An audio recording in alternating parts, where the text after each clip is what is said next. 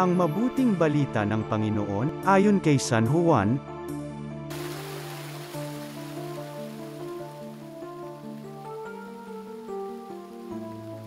Noong panahong iyon, naroon uli si Juan at ang dalawa sa kanyang mga alagad.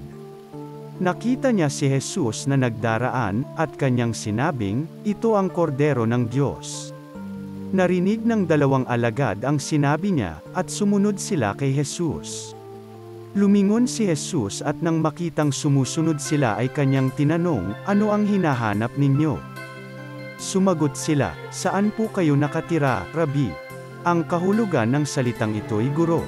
"Hali kayo at tingnan ninyo," ani Jesus.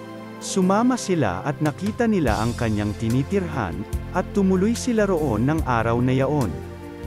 Nooy mag-iikaapat na ng hapon.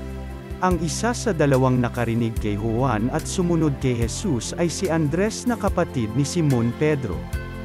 Una niyang hinanap ang kapatid niyang ito, at kanyang sinabi sa kanya, "Natagpuan namin ang Mesiyas." Ang kahulugan ng salitang ito'y Kristo.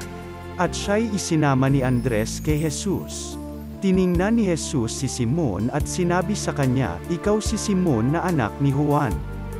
Ang ipangangalan ko sa iyo'y Cephas." Ang katumbas ng ngalang ito'y Pedro.